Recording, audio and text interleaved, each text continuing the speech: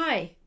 Last time we started talking about the good, and our conversation led us to talk about what is real. So I promised that this time we were going to talk about the good is based on the real. We said that the good is the source of unity in each person and among groups of people. The good is sought as an end in itself for its own sake. And we talked about there's one good for all because there's one human nature and the good is based on human nature. But we also said that our views of human nature vary and are different, and it's based on our view of what is real or eternal. So this time I want to talk about eternal, and I'm going to say a lot of things that probably would take maybe 8 weeks to go over in, say, a philosophy of religion class. But I'm going to say it in a quick summary and hope that you can look up some videos to support these in other places. So the first point I want to make is that it's clear that something must be eternal.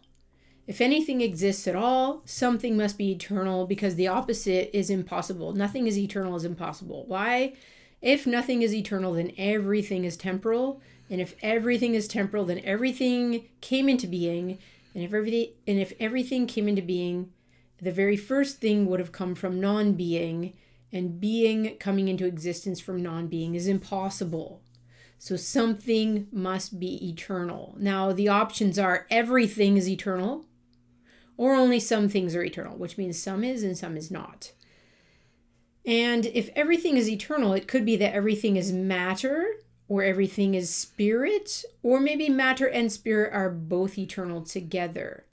But all of them agree that all is eternal. Now, if that position is false, then the opposite, only some is eternal, is true.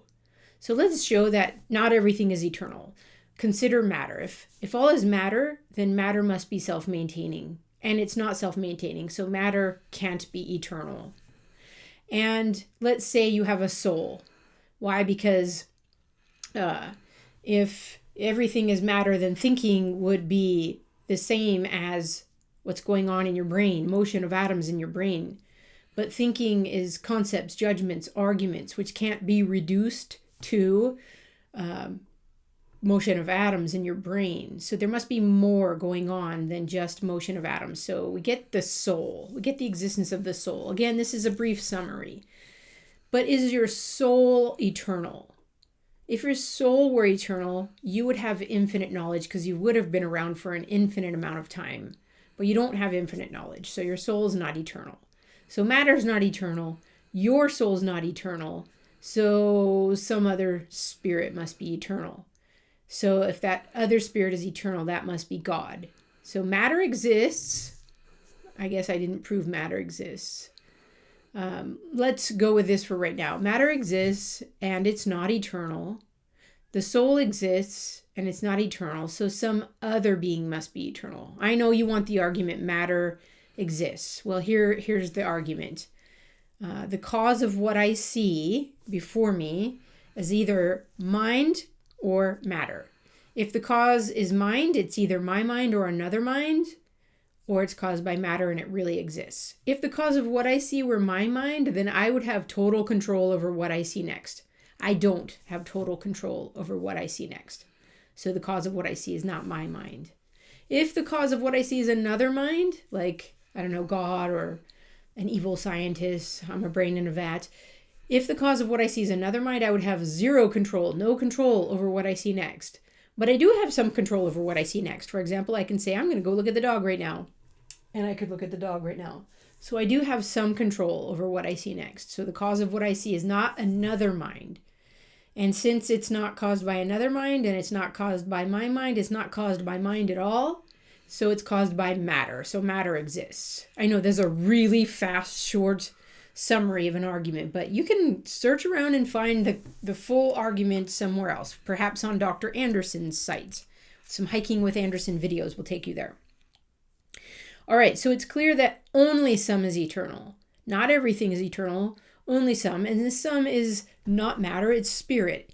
And if it's spirit, then it's conscious, it's a person, and if it's a person, then it's God. So here we have God as the creator of what is not eternal. and my soul is not eternal. My body's not eternal. I'm temporal. So God is the creator of what is temporal, and he's the creator of human nature. And as creator of human nature, God determines what is good for humans and what is evil for humans. So the good is based on human nature. God's created human nature, so God's the determiner of what is good and evil for humans.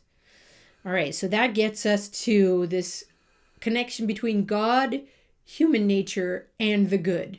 Also, people disagree over this. So you can back up and see that people disagree because we don't agree on metaphysics. We don't agree on whether God exists or not. So we're not going to agree on human nature and the good.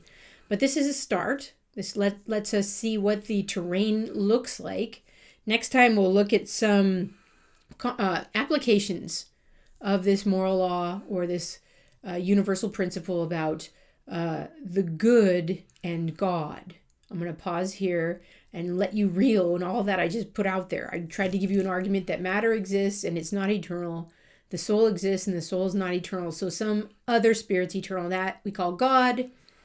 And God is the creator of human nature and the determiner of what is good for humans. I'll pause here because I've said a lot. All right. Don't forget to like, subscribe, and share.